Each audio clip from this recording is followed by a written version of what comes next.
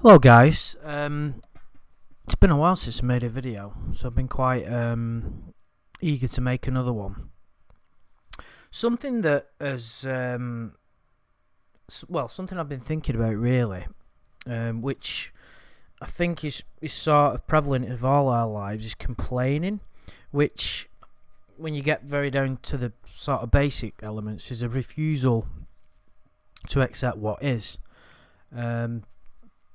But it can sort of consume you. Now, when I say complaining, there's different ways of looking at it, like there is with anything. But of course, what I'm talking about is sort of futile complaining. And it can work on a very... I find myself doing it, and it's a constant struggle to try and get the better of it, because it's embedded into the human mind that the ego exists as a state of dissatisfaction and a state of isolation. So it's by its very nature it's to complain, because it's not happy with anything. There's a couple of realizations that will come to you, that have come to me as well, is that I know this is a deep truth, and everybody does deep down. Everything as you see it now in the world and in the universe, everything that you see in the world, the state of whatever happened has happened in your life, and that's not to try and demean any suffering that's anybody's been through, because I have myself. Nothing could be otherwise than what it is. Nothing could have ever been otherwise than what it is. You might think, well, if I made this decision or made that decision, well, you couldn't have ever made any other decision than the decision that you made, because that was you being yourself. The only way we can make different decisions is to grow in consciousness. Now, that's the purpose of what we're here for. And that's what not enough of us on this planet put enough time and effort into, is the truth. The truth is the flowering of consciousness. That's just a way of putting it. That's how Eckhart Tolle says it. But it is true. That's just one way of putting it. Like I've said many, many times, don't get caught up on words. Another way of looking at it is the universe is becoming conscious of itself, for you to grow as a person, for infinity to discover itself. We can't put it into words that's ultimately satisfying for everybody. So you've just got to kind of grasp what it is at a deep level. But we are here for that reason. And the world tries to, immediately when you're born, unless you're born into an incredibly enlightened situation, family, surroundings, whatever, we're all suppressed as soon as we're born. And then as we exist in the modern world, especially the Western world where we are suppressed even more. And we're just not existing how we're meant to. We're getting fed all this pollution into our minds that having a great car will make you happy, and that's the purpose of life, to have a Swiss bank account and a BMW and the trophy partner and great clothes. There is nothing inherently wrong with any of those, but there is when that becomes your primary goal in life. You will create suffering for yourself and others. Play around with the world of form, not a problem. So the world specifically designed, you only have to click on a website on your desktop, just like I did when I switched my computer on, and there was just a news article that caught my mind. It was like about a singer that I used to watch on a reality show about 6 years ago, and I clicked on it, and after 10 seconds I thought to myself, what am I doing reading this? I'm not really at all interested in, not that I've got anything against this person, but it was all nonsense. It was something to draw you in. It was like a sensationalist headline that was trying to draw you in. It was like, such and such a body have fallen out, and drama draws you in, and I fell for it and I clicked on it, And after 10 seconds, I was like, what am I doing reading this nonsense? So I came out of it. But when I was within that, I also saw a lot of other clickbait, isn't it, what they call it? A lot of other advertisements at the bottom. And every one of them was to either do with sex or money. That's all it was, because that's what gets most people's attention. And that's what the world seduces you into thinking is ultimately important. But none of that. Of course, sex is important because we wouldn't be able to have a species without it. But when that becomes the primary goal in your life or primary function, that becomes dysfunctional. And you will create suffering for yourself. So what I'm trying to say is the world, I've mentioned this before, and obviously everybody else that does these type of studies, and there's many other people on YouTube that can say it is better than what I can. But it's very important to remember as you go through life, because we're bombarded with total nonsense. We really, really are. And we're not taught the right things. We're not told that the right things, about what's important and what isn't. So with regard to complaining, like I mentioned, that's kind of the topic. As I said, the ego wants everything on a plate, really. And as I've said, because of the way that the world is, it's not designed in a way to give you satisfaction. It's designed, the modern world is designed to make you constantly seek satisfaction. So when you complain about things, please just try and remember, it's very difficult when you get caught up in a frustration like we all do. Don't beat yourself up when you do. But nothing could be otherwise. It just couldn't. Even all the horrors that go on in the world, I wouldn't like to say it to someone who'd suffered a terrible personal tragedy within the last recently, but nothing could have ever been otherwise. Nothing could be otherwise. Nothing that is going to happen in the future could be otherwise than what it is going to be. There is a certain inevitability about the whole universe. Everything is intrinsically linked to everything else. From this planet to another planet, it literally, existence is infinity. It isn't something that we can grasp with the human mind. It's just a realization that you have to come to. That can come from meditation, from self-inquiry.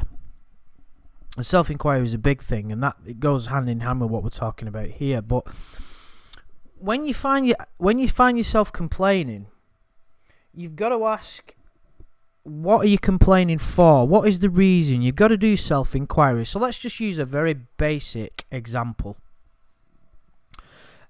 We're talking about a person. So let's say that there is a person at work who really annoys you, or whatever, someone that you have regular contact with that you really don't like, and you may go as far as saying you hate them sometimes, or whatever, someone who's really difficult. You will probably spend most of your time in within your mind sort of criticizing that person and saying, oh, they're a bastard, and they're really wrong, and they're this and they're that. That's not your goal, is to complain about that person. Of course, let's just try and get one thing straight. If you're in a situation that can be changed because a person is behaving terribly, and you can do something about it by voicing your opinions and stating, saying something, then of course there's nothing wrong with that. I'm talking about inner complaining, really, that isn't going to change the situation. And like I've said, there are people in my place of work that I do not like, that I personally believe are toxic people. They create problems where they go. I've been wrong a lot of the time.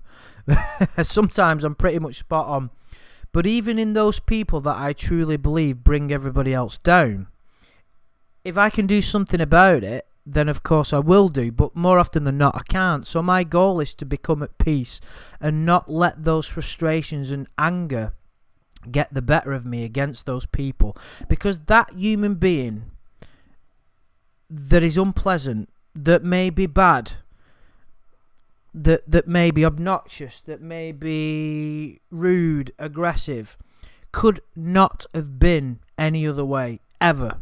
It's an impossibility. The universe brought it about that way. Nothing that person could ever have done. You see, this is a deep realization you've got to come to, because you will look at a person who, and I can think of some that go in my local bar, shall we say, my drinking has gone down rapidly. I used to drink probably about 3-4 years ago when I was going through quite a bad time.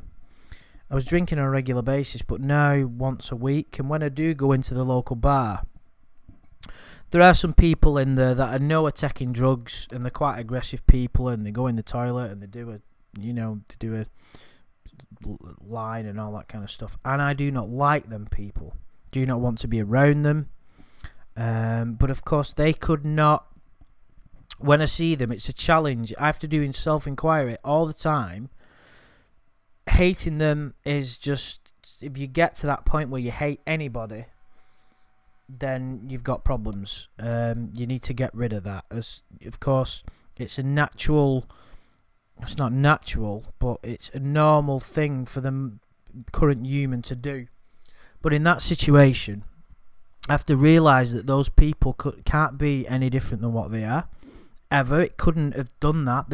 Like I said, this realisation, you would think that if only that person made that decision to be a better person, why isn't that person... Let's just take these people that are aggressive and take drugs into consideration and look at them. And say, well, why aren't they getting a grip of themselves? Why aren't they stop being mean to other people? Why don't they start doing more healthy things rather than taking drugs? Do they not realise that, no, they can't. They don't know any better. Like Einstein said, a problem cannot be solved on the same level of consciousness that created it. In other words, these people that are doing that are taking drugs, that's the path that they're on. Who knows what they went through in the past? They don't know. In their eyes, they're chasing... This may not be true for them, but in most cases, if people take drugs regularly, you know, they take drugs and then they run around and chase women at the local nightclubs, which is what young people do. But it is ultimately dysfunctional, because if that's what you're doing, what you're trying to do is you're chasing the next high. And if you're constantly chasing it rather than just existing and being and living in the present moment, of course you have these biological urges of procreation, which is nothing wrong with, and sometimes you act upon them and sometimes you don't, depending on what life brings you naturally. But don't go out of your way to chase it. There's a mate of mine who, well, I don't really... As I've grown in consciousness, I find myself not relating to other people as much as I used to. And this particular one, he has escorts and prostitutes often, and doesn't see anything wrong with it. He doesn't understand why it's never interested me. He can't get his head round it. And I've tried explaining to him that you're getting a quick fix. It's just like taking a drug. You're having a quick fix. You temporarily alleviating the needs that your body's got for sexual union, and then it's over with and you want another one. What are you getting out of that? Ultimately nothing. That person doesn't want to be with you. Of course, when you're with someone who wants to be there and you're in love, it's a totally different thing. But even that, if that is done too often and is done as a quick fix for pleasure as well, that can become dysfunctional. So but he doesn't see it that way, and he can't unless he goes through some kind of shift. And life will give him the opportunity to change, or he will self-destruct. Most people find a bit of a balance, don't necessarily have a spiritual awakening, but most people get wise to it and realise it's ultimately a waste of time in the end. So the point is, with these people, I always try my best to try and realise that's where they are, that's what they are, that's what the universe has brought about. Nothing that is could be otherwise. I can't be otherwise. It's like I made a video a few weeks ago, about, I can't remember the exact quote, but it was from a book by Joel Goldsmith, and it said, you cannot be other than what you are.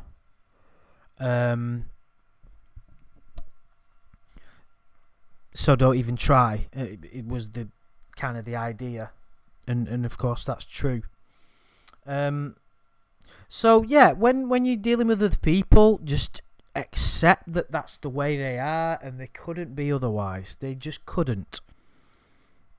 It will be very easy for the mind to start saying, well, why didn't they do this and why didn't they do that? Even the littlest of things that person did that they shouldn't have done, it couldn't have been otherwise. And that's just a small, tiny example of the complaining that we do, that the ego loves to do. A bigger one is to say, let's have a look at in a more extreme example of how the state of the world is today. And I am aware that I've complained in this video, so I'm sort of demeaning the thing that I'm trying to promote, which is not complaining, if you get what I mean. But of course, to be a human, there will always be some degree of criticism, and there's nothing wrong with it if you're aware at a deeper level what you're doing, and it's not excessive and it's not totally dysfunctional and futile as most complaining is. Well, let's have a look at, let's say, governments and terrorist organisations. Those people themselves, you could, of course, what they do, you can't say that what they do isn't totally insane. Of course it is, killing of innocent people, the way how corrupt governments are, but it's still part of the grand plan that the universe is bringing about, that the world is bringing about. Every blade, it says so in the Bible in one way or another, every blade of grass will eventually become enlightened, and that means we will all reach our ultimate goal. Everybody's on a different path. Some people will get there. I mean, to say some people will get there quicker than others, that isn't strictly true either, because that's given a reality to time. But every path is different, and that's why, if you take an interest in spiritual things, it's just another way. It's not better. It's not worse. It's a different way. And that's why, if you ever come across anybody that says, I'm a spiritual person, be highly suspicious of that person. So even from a huge, massive scale, like massive corrupt governments and corrupt politicians and terrorist organisations and things like that, even that, if you find yourself continually complaining about it, internally and even externally, if you spend your entire night with your friends complaining about something, unless you're going to do something about it, what's the point? And of course, I'm not talking about complaining in a vocal way that's going to change things, because that's part of the plan as well, as long as it's from a true and a deep place. Because there was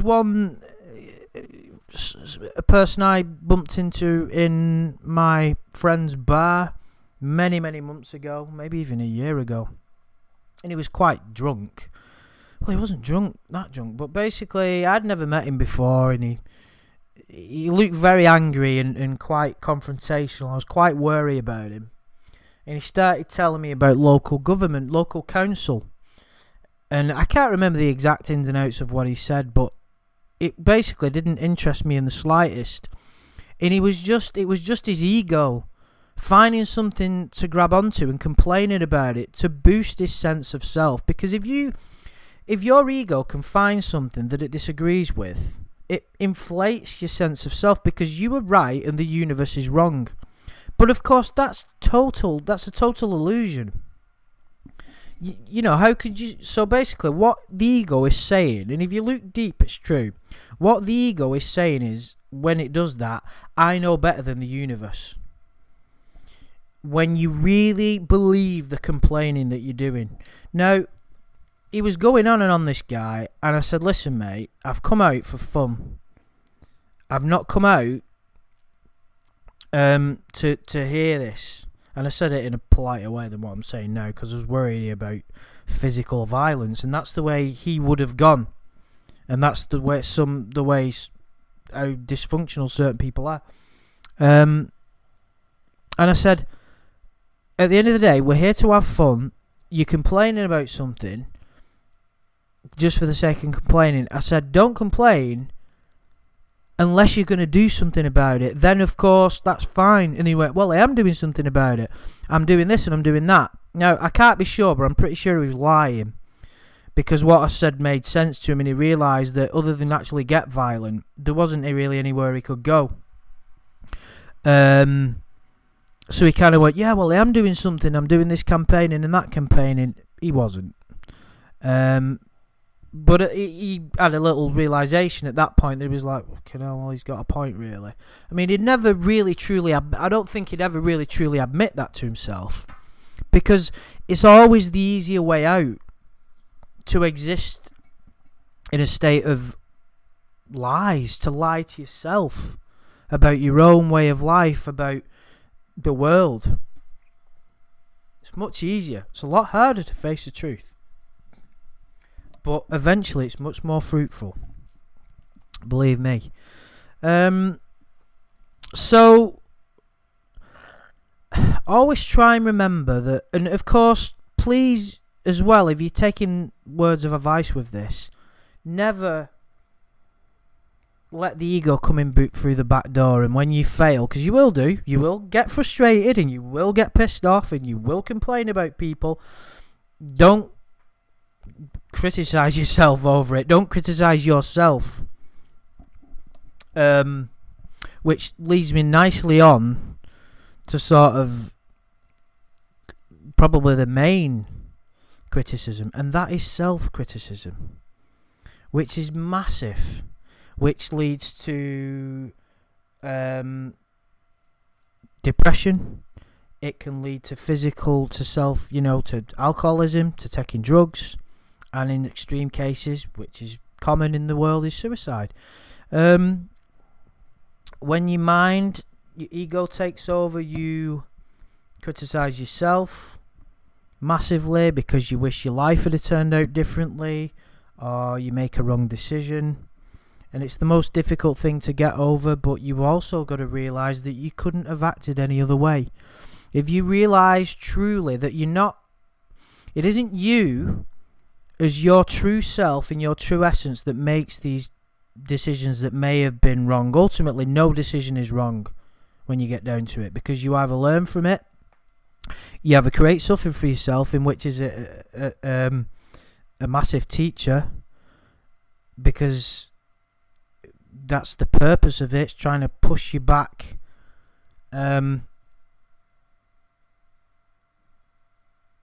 So even if you make a bad decision or a wrong decision, or what might perceive as being wrong, there will be a learning point from it. If you make a good decision, or what's perceived to be good, you might get some joy, some happiness from it. Something good might come, but that good might turn into bad eventually. So don't judge. And it's the most difficult thing to do. There's a lot of pain and suffering in the world. It's just rife, with compassion for other people, seeing suffering, family members, friends, situations, work, relationships, money, health, so many things. But the ego, people perceive as egotistical people as being ones that walk around and are arrogant. Someone who is down on themselves and walks around with their head down to the floor is just as egotistical as the arrogant person. Because their mind, what some people's ego will say is, right, if I can't be a great person, if I can't be the best person that's ever existed, I'll be the worst person that's ever existed, and it's better than being nothing. But that's not true. To be nothing is what, this sounds paradoxical really, but we've got to realise we are nothing. When you get down and you cut all the crap out of the way and you get rid of the ego and you analyse how the mind works and how the world works, you realise you're just consciousness. There's nothing there really. Of course, but yet consciousness is everything. You can't put it into words. You're also nothing and you're also everything.